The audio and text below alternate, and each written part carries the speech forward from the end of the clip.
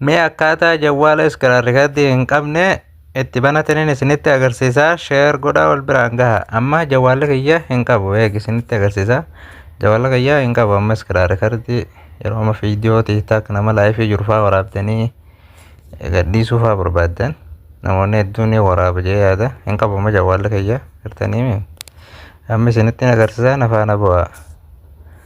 Settingii teessan keessanii seentanii saamsingii kudha shanaffaadha kiyya kuni warri akka kiyyaa kana qabdan jechuu jawwaalli saamsingii kudha shanaffaa kun hin qabu.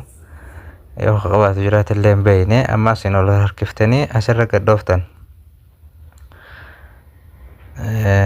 Yogguu asirra gadhooftan ol harkiftanii as bakka tanarra dhooytan yookaan ta'uwwan kana ammallee ta gubbaa tana bantan. Ta gubbaa tana bantan ammas bakka tana gadhooftan. Tana gadhooftan bakka tun duraan raayitii yoo hin qabaanne raayitii akkasitti gootanii jala kanarratti galaksii maal jetteetu tana gadhooftu. Ammallee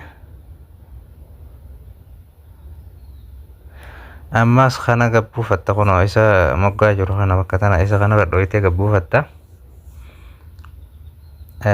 Install kayyoo kana anka inni maree gadi buusuu ni eeyda.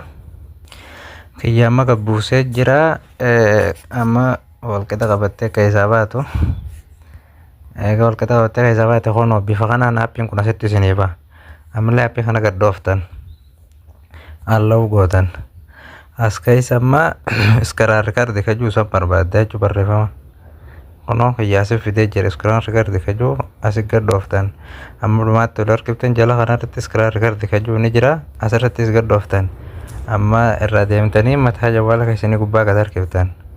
Asitti hin baane amma bakka qalamaa tana gadhooftan. As gadhooftan tana gadhooftan ammas. Amma ulee gama jalaa kanaas barbaaddan jechuu. As keessa kunoo iskiraarrikardi kajuu asii ba'ee jira. Amma qabeetiin ol baafadhaan achitti. Ammallee tanallee ta footoon ittiin kaafatan kana asittiin ol baafadha.